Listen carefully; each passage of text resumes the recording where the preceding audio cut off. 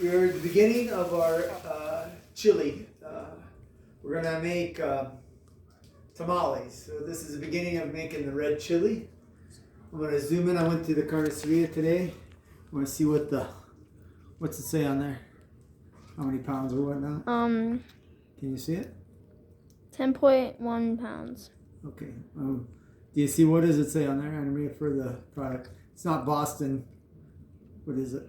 It's fresh ham whole. That's what it says? Yeah. Burrito. Oh, okay. Anyway. So this is what we're doing. So open this bad boy up. I'm going to cut off some of the fat from it because you can't have it quite so fatty. And then we're going to let it cook overnight. So this is part one of our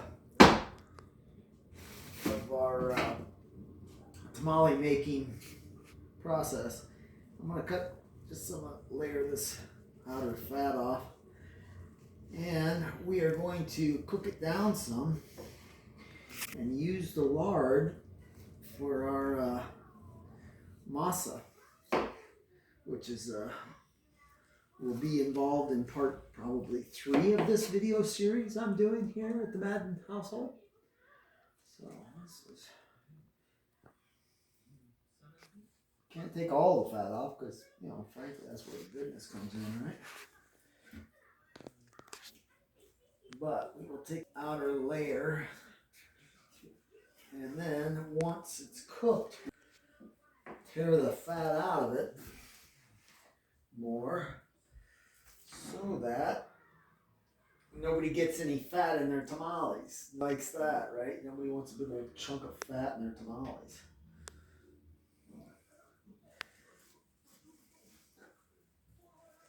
So take this bad boy like this. Cut a little bit more off.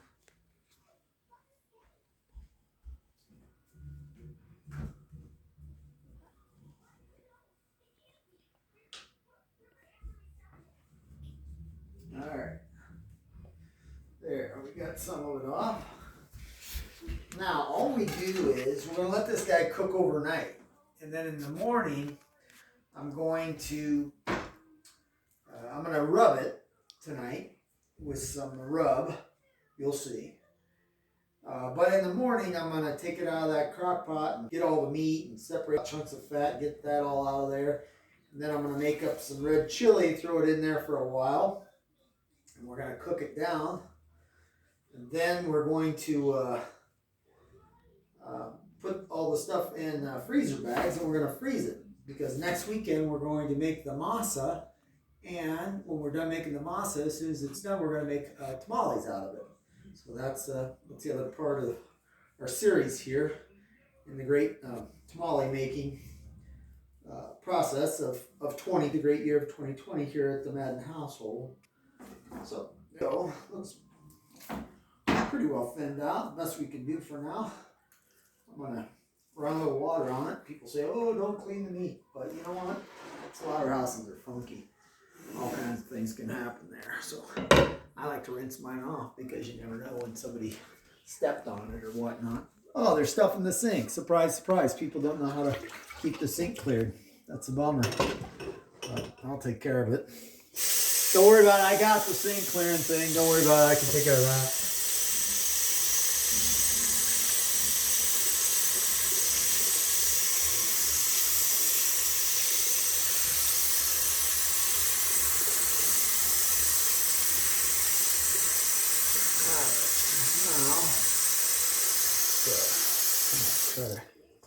Go back and clean that guy. Alright, back up for me. Coming over. So, fits perfectly in our pot. You want to zoom in on that for a minute? Let me wash this all back off. Wash my hands off a bit here.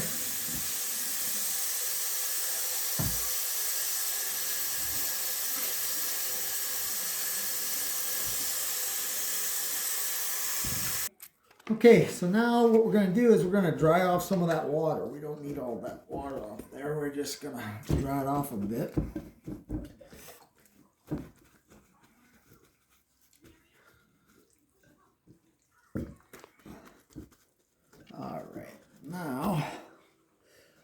this out. I'm going to take the lard, zoom in on the lard or on the fat. What we're going to do is we're going to set this to cook for a while and let it rinse out and get a bunch of the lard out of it. We'll make our own lard. Once it renders down real good, we'll drain it off into a little container that we're going to use in our masa.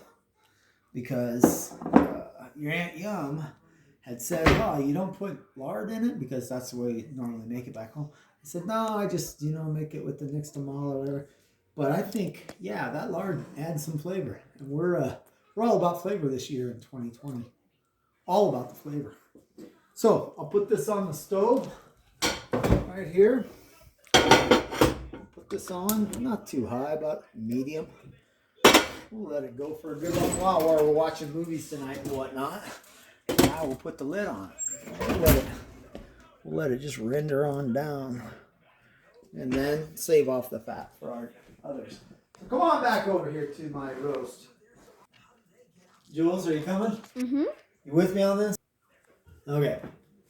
So it has like this, right? So now we don't have to get too jiggy with it at this point. All we're going to do is I have some rub that I got years ago at one of our offices for CenturyLink. This is like a CenturyLink greetings rub from probably 5 years ago, maybe something like that. But good. Comes from Louisiana. Some of them old boys were able to make a buck or two off of their buddy who worked at the phone company and said, I got some good rub. I'm going to sell it to them guys. And he said, yeah, put a package on it. Put their name on it. We'll make a ton. Anyway, that's the end of this one. I might not have many left. Let's go looking.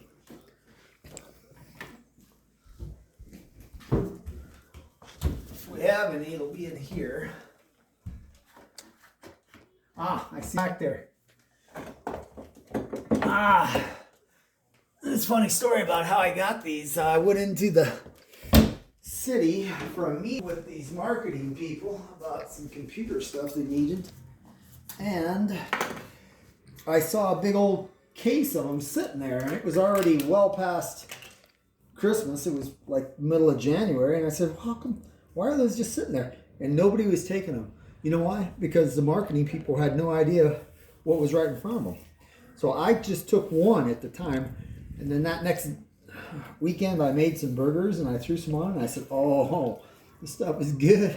These people are crazy. Back, and I had 3 more meetings over the next 2 weeks, and every time I went in for a meeting, I would grab like 5 bottles of it. I gave some away and whatnot, but for the most part, I walked away with like 15 bottles of this spread of this rub. But hey, it was just sitting there. Nobody's using it.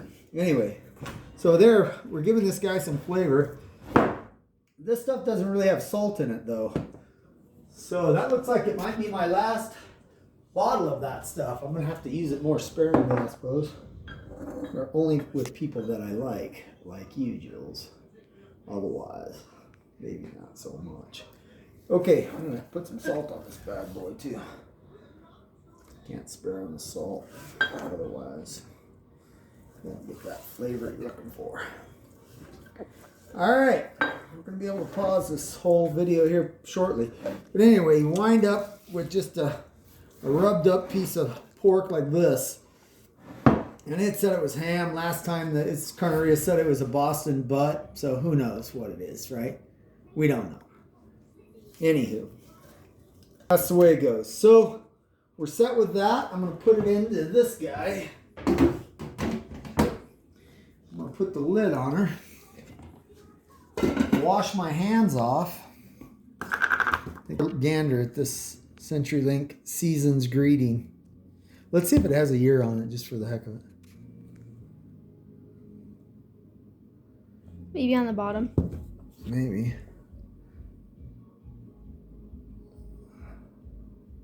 $24.06 is expiration, so who knows? 2006. No, 2024 June, I'm guessing. 24. Right? We're in 2020, so Yeah. we're good. Still has another 4 years on it. It ain't gonna make it 4 years. That stuff is delicious. I'll wash my hands off. All right. Yummy. So we're gonna cook this outside in the garage on the freezer because Anna Maria does not like to wake up to the smell of the cooking. And that's okay. We're gonna put that bad boy on high. Now we'll put it on low. We're gonna let her cook overnight. Stay tuned for the next episode when I pull that guy out of there and strip out all the fat chunks and turn it into red chili, pork red chili. And then we're going to freeze it, get it ready for our tamale making process for the year of 2020. Goodbye for now.